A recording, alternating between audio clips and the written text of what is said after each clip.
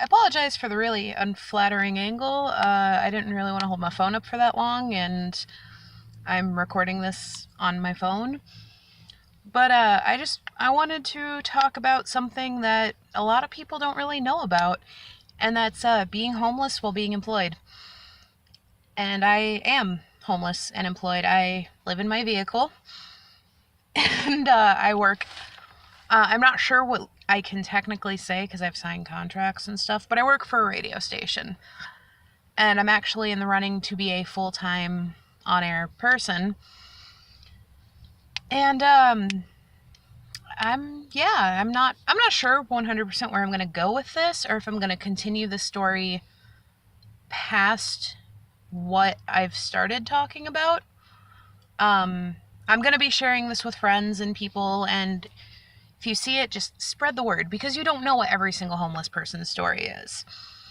So I'm going to start out with how I became homeless. Beginning of 2017 was 2017 is kind of becoming my 2016.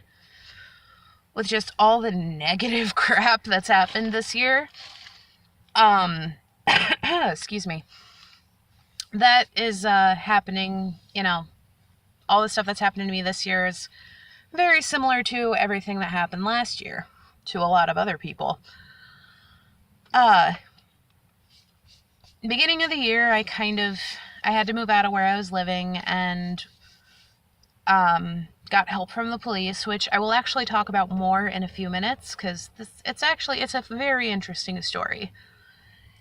And ended up being able to stay with family and friends and all of that for a while, and then became homeless.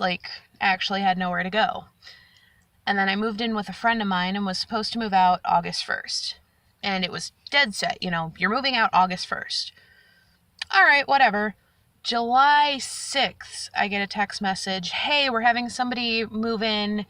They want your room. They're going to pay more. Could you move out?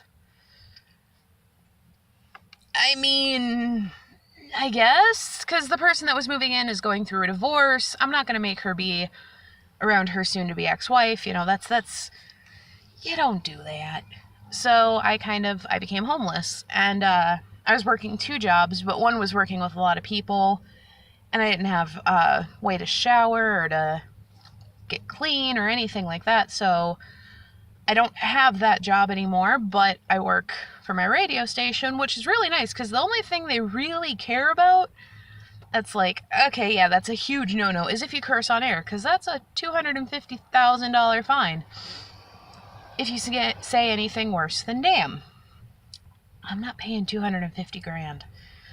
So yeah, it's going to be you're gonna make sure you don't curse on air, even though I curse like a sailor in real life. So sorry, I see some guy walking. So I work for my radio station. I work a lot, and it's nice, because it's I'm always at work, which gives me internet access, which gives me power, because my car lighter does not work, so I can't charge my phone in my car. Of course, and this dude is walking in front of me.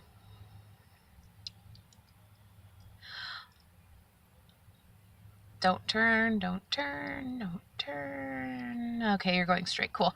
Sorry. But something that, a lot of people ask is well, how does your work not care? I mean, they do care. That's why I'm getting more hours. I mean, I'm supposed to be a part-timer, and since not this past Friday, but the Friday before, I'm at 48 hours. So, to 11 days, 48 hours, that's pretty good in my opinion. But radio doesn't pay well. Shockingly. Unless you're a big name morning person, radio, if you're a lowly board operator, which is what I am, radio don't pay very well at all. I am parked, FYI. I'm not driving, as you can see by the tree right there. Oh, something that I've gotten a lot of slack for is, you have a smartphone. Because I do. I have a LG X-Power. You've got a smartphone, but yet you are living in your car. And to that, people, they make a fair point, Most people who are homeless could not afford to go out and buy a new cell phone. I bought this cell phone about a year ago.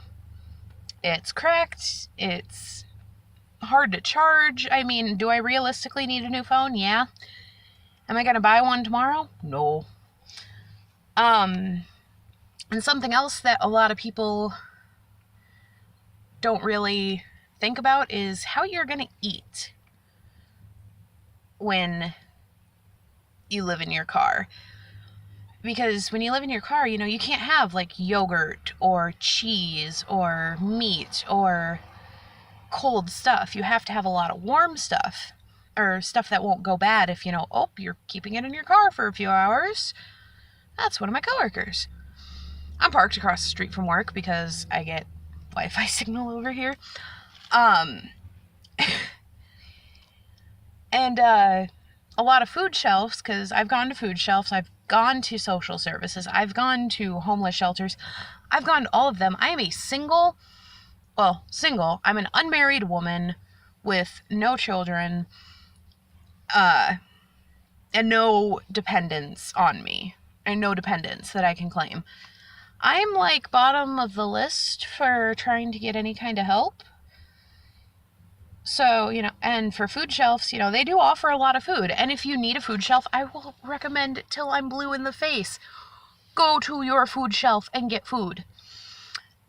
But where I am, it's really not that easy. Because a lot of, the food shelves in town and in surrounding towns, they primarily give you frozen food. Where am I going to keep the frozen food? In my car. That's not going to work too well. I keep seeing these videos like, homeless people will do anything for other people. And that is 100% true. I mean, I've helped out people. There was a few years ago where I was facing homelessness and a friend of mine's car died. And I was like, dude, take my car.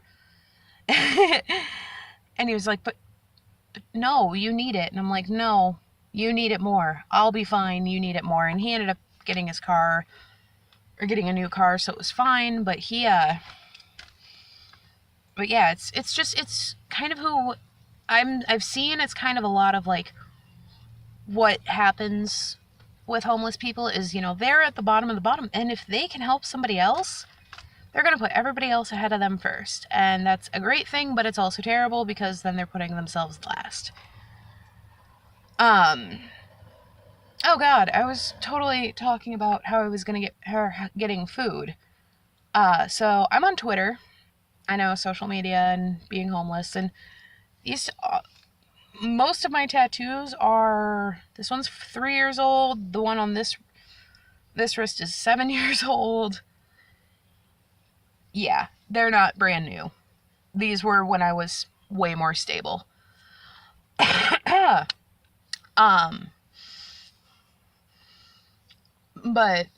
so I was on Twitter yesterday. If you want to follow me, at AddiePayne90, that's me. I post a lot more there about my struggles. And, I follow Greatest International Scavenger Hunt, I'm missing the last few letters. Sorry, Gishwas. I did your hunt last year, and I feel bad that I forgot the rest of them. But Gishwas, it's an international scavenger hunt started by Misha Collins from Supernatural. He plays Castiel, and it's a very fun scavenger hunt. They tweeted, because yesterday in America was Labor Day. And so they said, go find a nurse, a policeman, or, someone like that.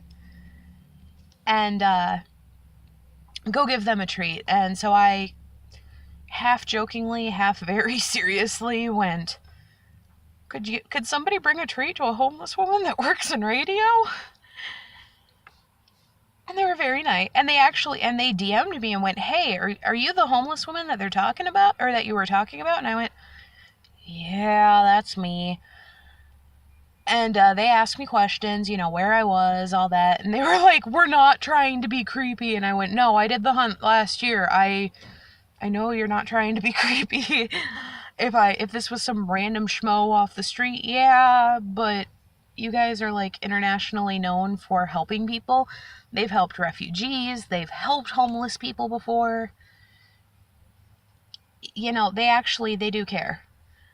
And they actually, like, I hadn't eaten since Saturday or Sunday morning, and this was Monday afternoon that they were messaging me and all of this was happening.